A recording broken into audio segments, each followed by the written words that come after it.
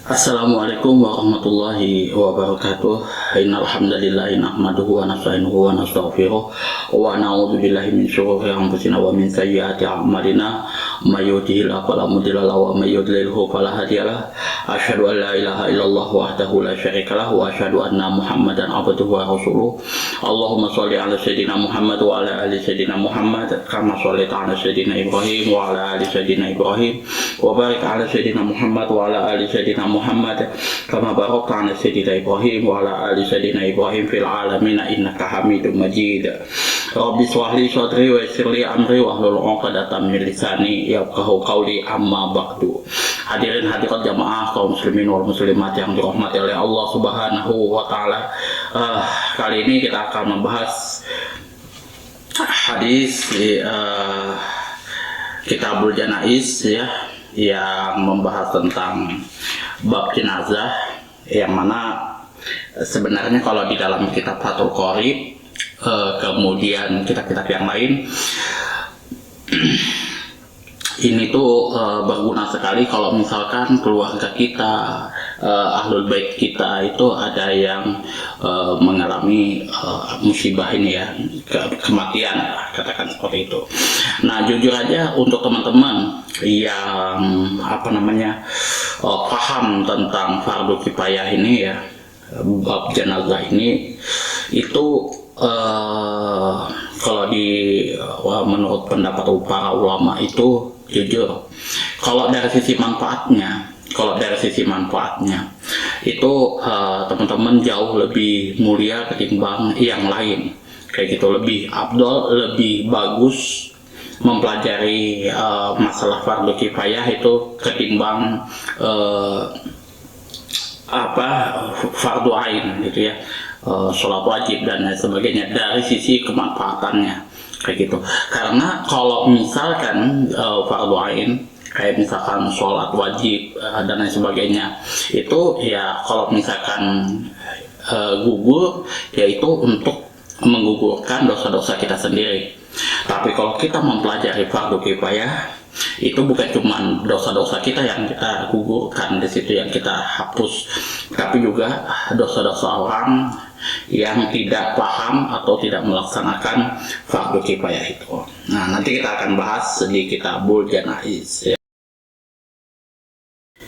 Kitabul Janaiz yaitu kitab atau pembahasan masalah jenazah. An Abi Hurairah radhiyallahu anhu qala Rasulullah sallallahu alaihi wasallam aksiru zikra hazimil ladzati al-mauti, rawahu Tirmidzi wa Nasa'i wa sahahahu Ibnu Hibban. Wan Abi Hurairah radhiyallahu anhu, dari Abu Hurairah semoga Allah meridhai atas beliau, qala, telah berkata, qala Rasulullah sallallahu alaihi wasallam, telah bersabda Rasulullah sallallahu alaihi wasallam, aksiru, perbanyaklah zikra hazimil ladzati, mengingat hal-hal yang mengurangi atau di sini yang memutuskan kesenangan, hal-hal yang berupa kesenangan, al-mauti, yaitu mati, rawahu Tirmidzi, hadis ini diriwayatkan oleh Imam At-Tirmidzi wa Nasa'i, dan Nasa'i wa sahahahu Ibnu Hibban, dan disahihkan oleh Ibnu Hibban. Jadi kita itu dianjurkan oleh Rasulullah Shallallahu Alaihi Wasallam untuk banyak mengingat akan hal-hal yang memutuskan kita dari kesenangan, yaitu mati. Kalau misalkan kita sering mengingat mati, maka kita kemungkinannya mengurangi lebih condong kepada hal-hal yang bagus gitu ya, yang baik kayak gitu. Kita lebih bersemangat lagi untuk beribadah kepada Allah ya, dan kita kita banyak mengurangi hal-hal yang berbau maksiat. Manusia dianjurkan untuk tidak melupakan Allah Subhanahu wa taala. karena mengingat Allah Subhanahu wa Ta'ala merupakan benteng yang sangat kuat.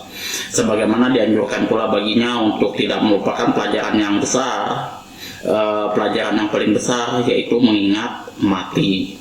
Jadi anjuran daripada Rasulullah SAW di sini untuk memperkokoh benteng kita, ya, keimanan kita itu dengan banyak mengingat mati. Pelajaran yang paling besar yang mana di sini kita juga dianjurkan untuk tidak melupakan pelajaran yang paling besar di sini, yaitu mengingat mati. Sesungguhnya dengan mengingat mati akan menimbulkan rasa zuhud terhadap perkara duniawi dan dapat menghapuskan atau dapat menghapus dosa-dosa, serta orang yang bersangkutan akan merasa rela dengan kehidupannya. Di situ ya. Kalau misalkan orang tersebut mengingat mati itu berada dalam posisi kaya kayak gitu kan, punya harta yang berkecukupan, maka dia akan timbul merasa zuhud, timbul rasa ingin berbagi kepada orang lain, seperti itu ya. Karena jujur aja ya, kalau misalkan orang yang sudah berkecukupan kayak gitu, yang sudah kaya kayak gitu, konglo kayak gitu ya, ibadah yang mereka ibadah mereka itu dengan cara berzakat kayak gitu kan, zakat, sedekah, infak dan sebagainya, seperti itu ibadah-ibadah mereka itu. Dan kalau orang itu kedudukannya seperti kita yang susah kayak gini kan, yang miskin ya, kita tidak merasa berkecil hati ya, kita merasa ikhlas dengan keadaan yang kita punya gitu ya. Apabila ia sedang dalam keadaan sulit, mengingat mati dapat menghibur hatinya.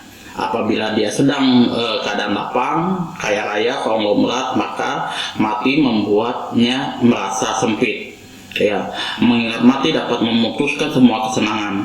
Cukuplah mati sebagai pelajaran dan Al-Quran sebagai yang mengingatkan. Nah, di sini jadi kalau misalkan kita di saat kita sibuk mengejar duniawi kayak gitu kan, kita ikut takziah kepada saudara kita, kawan-kawan kita yang sudah meninggal yang lebih dahulu daripada kita. Nah, di situ rasa kita, oh cuma segini toh, oh ini nanti di sini nanti kita bakalan disemayamkan atau ditimbun nantinya kayak gitu ya. Tapi pada intinya tetap ya, yang namanya kalau kita bekerja itu seolah-olah kita hidup selama-lamanya seprofesional mungkin itu, dan kalau kita posisinya beribadah juga seprofesional mungkin, seolah-olah kita meninggal besok. Al-janaiz di sini bentuk jamak daripada lafaz janazah yang berasal daripada fi'il janazah, artinya menutupi. Jinazah menurut lughah, nah kalau lafaznya itu jinazah, nah menurut bahasa itu yang pasih, artinya keranda katil. Menurut lughah yang pasih itu artinya keranda untuk membawa mayat. Kalau janazah itu menutupi, karena kan kalau meninggal itu pasti ditutupi kayak gitu kan. Kalau dibaca janazah artinya mayat. Hazimil ladzat di sini yang memutuskan kesenangan. Al-hadimi di sini artinya yang melenyapkan sesuatu. Makna yang dimaksud ialah bahwa maut atau kematian di situ dapat melenyapkan semua kesenangan, sebagaimanapun ia dapat memutuskannya. Seperti itu ya. Mau seberapa hebat pun kita, seperti halnya Fir'aun dan Qarun, dia berada di puncak kesenangan duniawinya kayak gitu, pasti akan terputus dengan yang namanya maut. Yang namanya mati ini tidak bisa ditunda-tunda, mau itu sedetik lebih maju atau sedetik lebih mundur, kayak gitu kan, sedetik lebih dipercepat kayak gitu, nggak bisa, pokoknya on time seperti itu. Manusia dianjurkan untuk tidak melupakan mati, karena mengingat mati merupakan pelajaran yang paling besar di sini.